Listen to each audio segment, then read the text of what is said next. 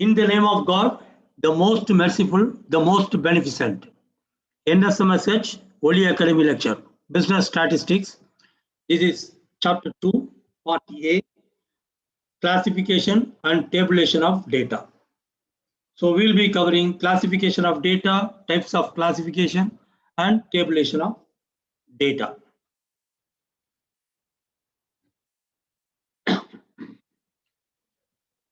So, classification of data. What is the meaning and definition? Let's see this. Arranging things in groups or classes according to their common characteristics and affinities is called the classification of data. அதாவது common characters, பொதுவான characters உள்ள ஒரு அம்சம். உதாரணமா ஒரு கிளாஸ்ல பாத்தீங்கன்னா boys எல்லாம் ஒரு காமன் கேரக்டர்ஸ், கேர்ள்ஸ் எல்லாம் ஒரு காமன் கேரக்டர்ஸ், அது மாதிரி சப்ஜெக்ட் வைஸா இப்படி வந்து அரேஞ்ச் பண்ணி கொடுக்கறது தான் classes, classification. Okay, Horus checklist அப்படிங்கிற ஸ்டாட்டிஸ்டியன் டிஃபைன் பண்ணியிருக்காரு.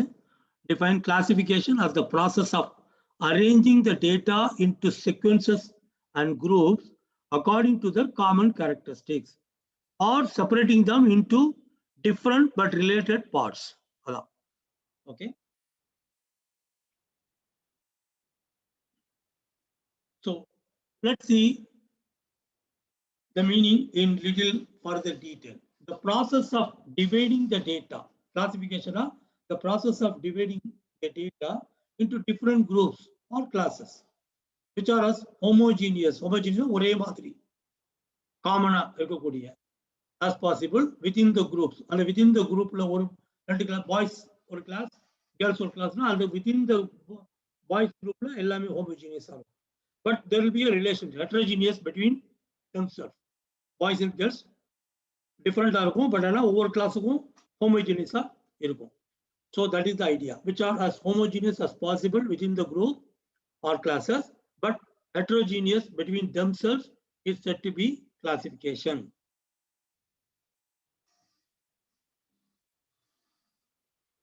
Okay, what are the requisites of a good classification? Good classification குள்ள requisites என்னன்னு பார்க்கணும். It should be exhaustive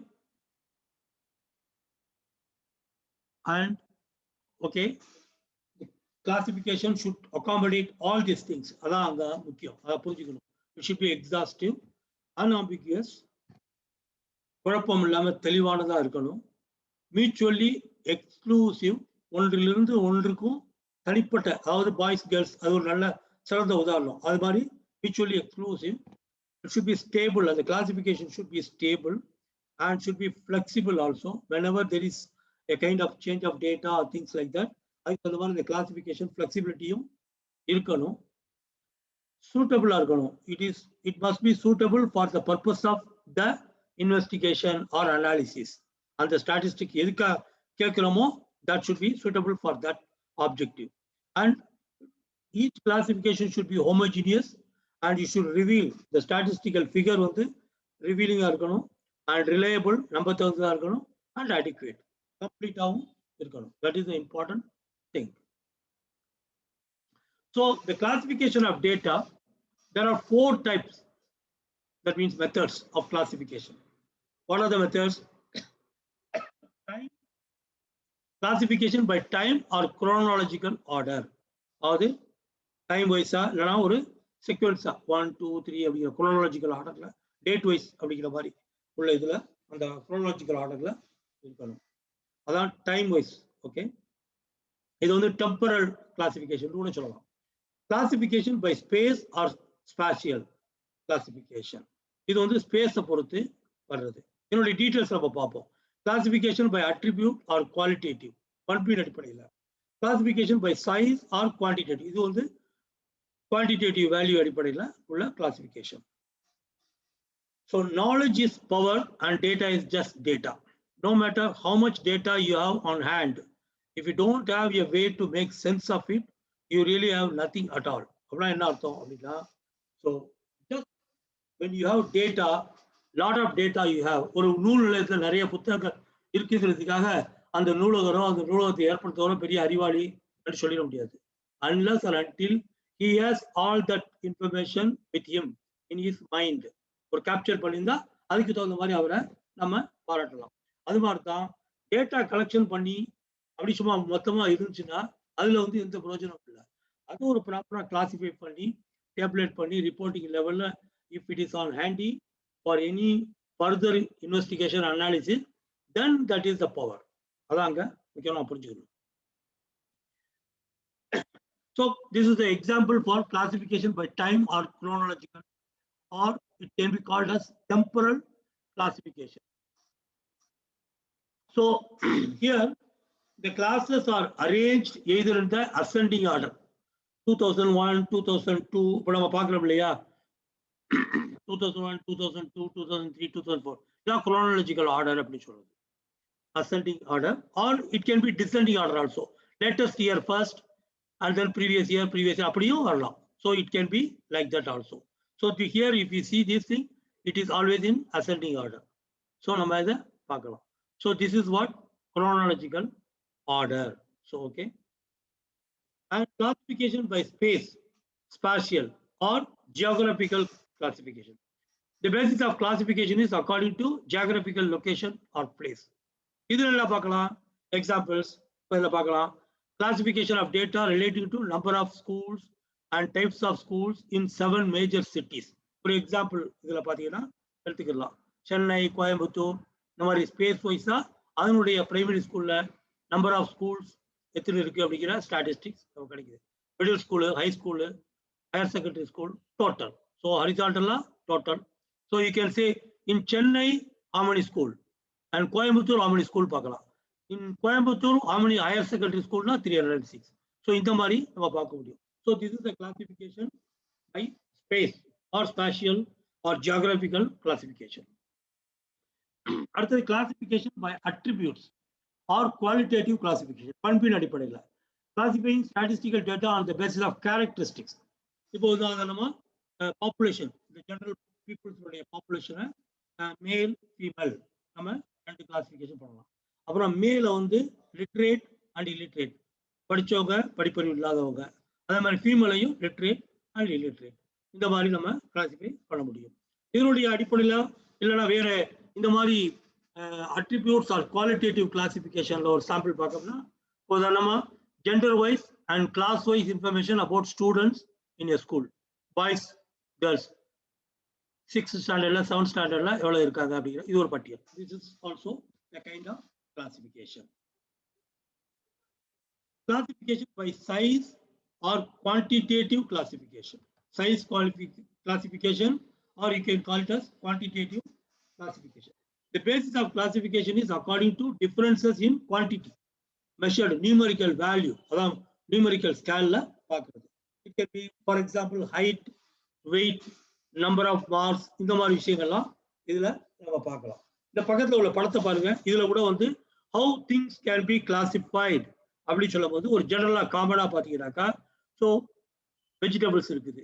இப்போ வெஜிடபிள்ஸ் வந்து குவாலிட்டேட்டிவ் கிளாசிஃபிகேஷன் பண்ணணும்னா என்ன பண்ணலாம், கலர்ஸை வச்சு கிரீன் வெஜிடபிள், ரெட் வெஜிடபிள் அப்படி கலரை வச்சு பண்பின் அடிப்படையில் குவாலிட்டேட்டிவ் கிளாசிஃபிகேஷனும் பண்ண முடியும். இல்லைன்னா டைப்ஸ் ஆஃப் வெஜிடபிள்ல பண்ணலாம், கிழங்கு வகை, காய்கறி வகை, கனி வகை அப்படி பண்ண முடியும். அதே மாதிரி குவான்டிடேட்டிவ் கிளாசிஃபிகேஷன் பண்ணணும்னாக்கா வெயிட் ஆஃப் த வெஜிடபிள்ல பண்ணலாம், வெயிட்டை பொறுத்து பண்ணலாம். இல்லைன்னா காஸ்ட் ஆஃப் வெஜிடபிள் வந்து கத்திரிக்காய், மாங்காய், முருங்கைக்காய் அப்படி இருக்குது, இது வந்து ஒரு கிலோ 10 ரூபா, இன்னொன்று வந்து பச்சை மிளகா கிலோ 2 ரூபா அப்படின்னா எல்லாத்தையும் ஒன்றா போட முடியாது. அப்போ அந்த weightage can be based on the cost. So this is all quantitative classification அப்படின்னு நம்ம சொல்லலாம். Some more examples. So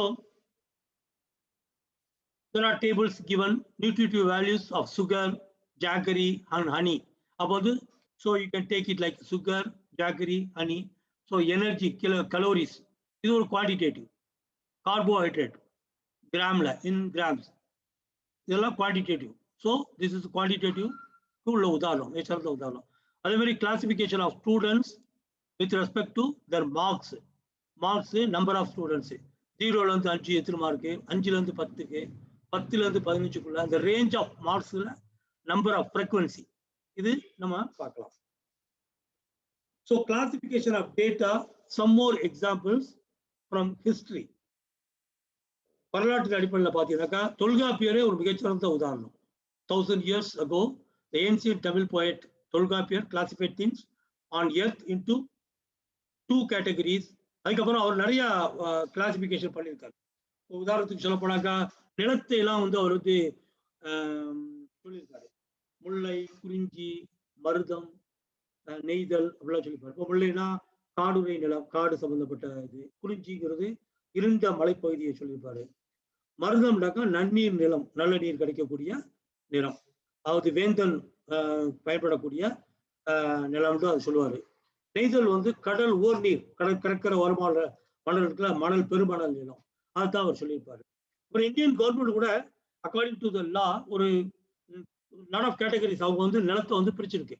forest land, அப்புறம் காடு, பேரன் லேண்டு, அது வந்து விவசாயத்துக்கு பயன்படாத தரிசு நிலத்தை சொல்றது, விவசாயத்துக்கு லாய்க்கற்ற நிலம். அப்புறம் வந்து அக்ரிகல்ச்சருக்காக உள்ளது.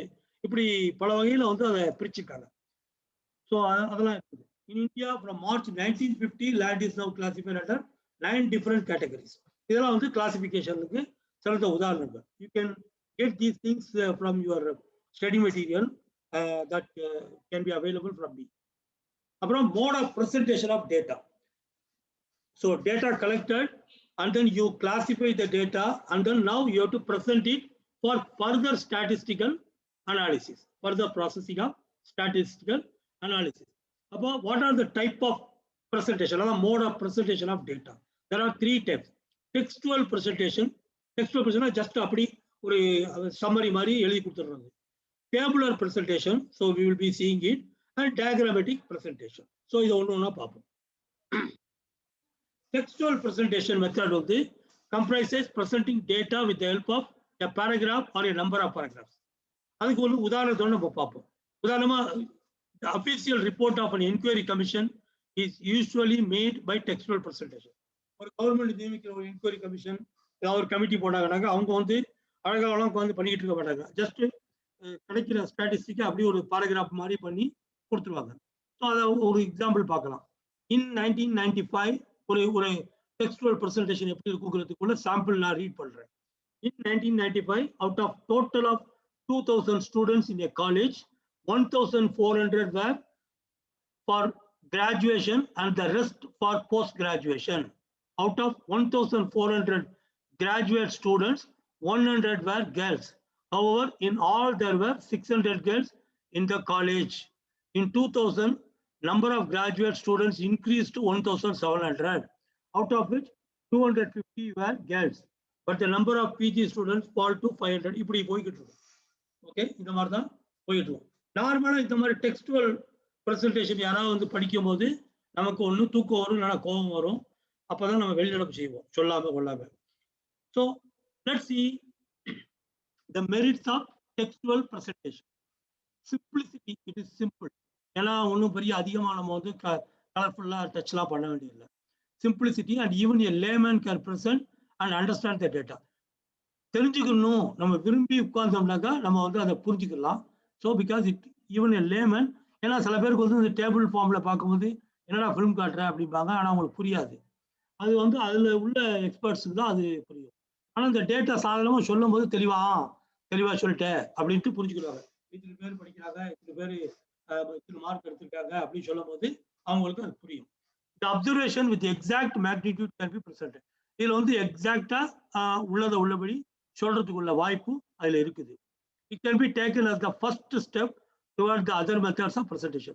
எப்படியும் உங்களுக்கு வந்து ஸ்டாட்டிஸ்டிக்ஸ் கலெக்ட் பண்ண உடனே உங்களுக்கு வந்து இந்த ரா டேட்டாவை கிளாசிஃபை பண்ண உடனே உங்களுக்கு டெக்ஸ்டுவல் ஃபார்ம்ல டேட்டா இமீடியட்டா அவைலபிளா இருக்கும். அதை வந்து வேணும்னா இனிமே நீங்க டேப்லர் ஃபார்ம்லயோ கிராஃபிக்கல் ஃபார்ம்லயோ கொடுக்கலாம். இதனுடைய டிமெரிட்ஸ் வந்து நாட் ப்ரிஃபர்ட் பை அ ஸ்டாட்டிஸ்டியன். நார்மலா ஸ்டாட்டிஸ்டிக்ஸ்ல இன்ட்ரெஸ்ட் உள்ளவங்க விரும்ப மாட்டாங்க. Because it is dull, monotonous and comparison between different observation is not possible. ரெண்டு டெக்ஸ்ட் வச்சுக்கிட்டு நம்ம படிச்சு கம்பேர் பண்ண முடியாது. டேபிளா இருந்தா ஈஸியா கம்பேர் பண்ணிடலாம், கிராஃபிக்கலா இருந்தாலும் ஈஸியா விஷுவலா பார்த்து கம்பேர் பண்ணிடலாம். And for manifold classification, this method cannot be recommended. ஒரு just boys and girl bye and girl அப்படிங்கிற மாதிரி இருந்தா இருக்கும். இப்போ நம்ம இந்த நிலம்லாம் சொன்னோம் இல்லையா, 9 டிவிஷன்ஸ் லேண்டை நம்ம கிளாசிஃபை பண்ணிட்டு ஒவ்வொரு டிவிஷனுக்குள்ள ஸ்டாட்டிஸ்டிக் படிக்கும்போது டெக்ஸ்டுவலா பண்ணா நல்லா இருக்காது. அதே இது டேபிளா காமிச்சோம்னா கொஞ்சம் யூஸ்ஃபுல்லா இருக்கும். அடுத்தது tabulation. This is called also tabular presentation. Tabulation may be defined as the logical and systematic arrangement of statistical data in rows and columns. Rows and columns la nama paapom. Idu oru example paakumbodhu nama paapom. It is designed to simplify the presentation of data for the purpose of analysis and statistical inferences. Idu oru romba simple ah nama paakradhukku oru vasathiya irukum. It is considered as the final stage in the compilation of data and forms the basis for its further statistical treatment. Nama data collection முடிஞ்ச உடனே classify பண்ண உடனே this is the final stage for further statistical treatment. Tabulation is one of the most important and ingenious devices of presenting the data in a condensed and readily comprehensible form. ஒரு summarise மாதிரி சுருக்கி அதே சமயத்துல விவரங்கள் கெடாம எந்த உண்மை அந்த fact குறையாம அதை சுருக்கி கொடுப்பதற்கு இந்த டேபுலேஷன் வந்து ஒரு good tool. It attempts to furnish the maximum information in the minimum possible space. Maximum information என்ன கண்டென்ஸ் ஃபார்ம்ல கிடைக்கிறதால மினிமம் பாசிபிள் ஸ்பேஸ்ல நமக்கு அழகா கிடைச்சிருது. டெக்ஸ்டுவல் ஃபார்ம்ல அப்படின்னா பேஜா ஓடிக்கிட்டு இருக்கும். இது ஒரு டேபிள்ல போடும்போது அழகா நமக்கு தெரிஞ்சிடும். நிறைய ரிப்பீட்டபிள் டெக்ஸ்ட்லாம் இருக்காது. டேபிள் ஹெட் டைட்டில் இல்லை ரோ டைட்டிலா அது காலம் டைட்டிலா இருக்கிறதுனால ரிப்பீட் ஆகாது. நமக்கு ஃபிகர்ஸ் மட்டும் ரிப்பீட் ஆகும், அழகா நம்ம பார்த்துக்கலாம். ஸோ அதான் இந்த quality and usefulness of the data வந்து நமக்கு ஈஸியா தெளிவா தெரியும். So objective and advantages of tabulation. இதில் என்னென்ன ஆப்ஜெக்டிவ் என்ன அட்வான்டேஜ்? இப்போ நீங்கள் ஆப்ஜெக்டிவ் கேட்டாலும் அதை புரிஞ்சுக்கலாம், இதே தான். இதனுடைய அட்வான்டேஜஸ் கேட்டாலும் நீங்கள் இதே தான் நீங்கள் எழுத முடியும். It is to simplify the complex data. இதுதான் advantage. Clarify the objective of investigation, economise space, facilitate comparison, depict trend and pattern of data, help reference for future studies, facilitate statistical analysis, detect errors and omissions in the data, clarify the characteristics of data. இதெல்லாம் ரொம்ப ஈஸியா உங்களுக்கு புரியும். அப்புறம் essential parts of statistical table. ஒரு statistical டேபிளுடைய parts எப்படி இருக்கும் அப்படிங்கிறத நம்ம பார்ப்போம். உதாரணமா எந்த டேபிள் நம்ம ப்ரிப்பேர் பண்ணாலும் டேபிள் நம்பர் இருக்கணும். In order to identify table 1, table 2, table 3 நீங்க புக்லயே கூட பார்க்கலாம். அதே மாதிரி அந்த டேட் இருக்கணும். ஒரு ஸ்டாட்டிஸ்டிக்னா எந்த டேட்ல எடுத்ததுன்னு தெரியணும் இல்லையா, அதுக்காக. அப்புறம் டைட்டில் ஆஃப் த டேபிள் கிளியரா பிரீஃபா, அந்த டைட்டிலே வந்து ஒரு சும்மா ஒரு பேராகிராஃப் மாதிரி இருக்கக்கூடாது, சிம்பிளா அது புரியுற மாதிரி இருக்கணும். அப்புறம் ஸ்டப்ஸ் ஆர் ரோஸ் டிசைனேஷன்ஸ். ஒவ்வொரு ரோவும் அந்த ரோவும் என்ன சொல்றதுங்கிறதுக்கு ஒரு டைட்டில், அதை நம்ம உதாரணம் பார்ப்போம். அப்புறம் ஒவ்வொரு காலமும் there should be a captions for column setting.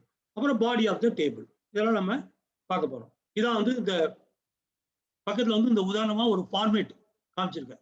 Different type table title.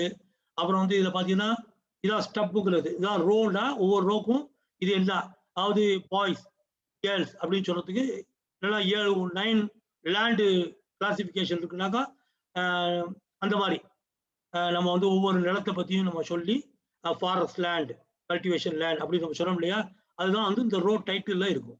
அப்புறம் வந்து இது காலம், இது காலத்துக்கு ஒரு டைட்டில் அந்த மாதிரி இருக்கும். அப்புறம் குவான்டிட்டி வேல்யூ, இதான் body of the table.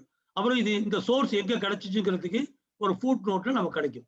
Unit of measurement, இது வந்து குவான்டிட்டியில இருக்கா நம்பர்ல இருக்கா அப்படிங்கிறத பத்தி சொல்றது யூனிட் ஆஃப் மெஷர்மெண்ட். அப்புறம் சோர்ஸ் நோட் எங்கேருந்து கிடைச்சிச்சு அப்படிங்கிறது அந்த சோர்ஸ் நோட் பார்த்தீங்கன்னா இருக்கும். அதில் வந்து this is coming from central governments economic and statistic department, this is from university அப்படின்னு நம்ம சொல்றோம் இல்லையா, எந்த யூனிவர்சிட்டி. அதுதான் ஃபுட் நோட்ஸ் வந்து whatever details that you want to write places at the bottom. இந்த பாட்டம்ல நம்ம எழுதுறது தான் இந்த ஃபுட் நோட்ஸ். ஒரு டேபிள் ஃபார்ம் ஆஃப் பிரசன்டேஷனுக்கு ஒரு example. Pass percentage of examinations conducted. இதில் பார்த்தீங்கன்னா அர்பன், ரூரல் இதான் கிளாசிஃபைடு ஏரியா. அப்புறம் ஃபீமேல் அண்ட் மேல் அது ஒரு கிளாசிஃபைடு ஏரியா. இது காலம்ல, இது வந்து ரோல. இப்போ நமக்கு தெரிஞ்சு போயிருது. இப்போ இதை பார்த்து சொல்லிடலாம். அர்பன்ல ஃபீமேல் 90% பாஸ் பர்சன்டேஜ், ரூரல்ல மேல் வந்து 88%, டோட்டல் ஆஃப் ரூரல் 87.5% அப்படின்னு நமக்கு சொல்ல முடியுது. இதான் டேபுலர் பிரசன்டேஷன் உள்ள advantage. Okay, so quantitative, temporal, spatial அப்படிங்கிற நம்ம பார்த்தோம் இல்லையா, அதனுடைய மாடல் எப்படி இருக்குங்கிறதுக்கு ஒரு சின்ன கம்பேரிஷன். உதாரணமா மார்க்ஸ் அடிப்படையில் ஃப்ரீக்வன்சி நம்பர்ஸ் இதில் இருக்கு. இது வந்து டெம்பரல், டேட் வைஸா மண்டே டியூஸ்டே இந்த மாதிரி இருந்துச்சுன்னா டெம்பரல், இல்லைன்னா டைமிங் கிளாசிஃபிகேஷன் படி உள்ளது. இது ஸ்பேஷியல், அது தமிழ்நாடு, ஆந்திர பிரதேஷ், கர்நாடகா அதனுடைய உள்ள ஒரு கிளாசிஃபிகேஷன். தேங்க்யூ. எல்லா போடும் இறைவனுக்கு. Please mail or WhatsApp your questions. Opinions are welcome, and you may have my PDF notes which contain all the details, some more examples, and even some tricky questions with responses. Please ask that from your comment box and send me a mail with your so that I can return back to your reply to your mail attaching my PDF notes for each of my classes on available on Holy Academy channel, YouTube. Educate by sharing and caring. And my email address is nsmsh@yahoo.com. Thank you. எல்லா போலும் இறைவனுக்கே.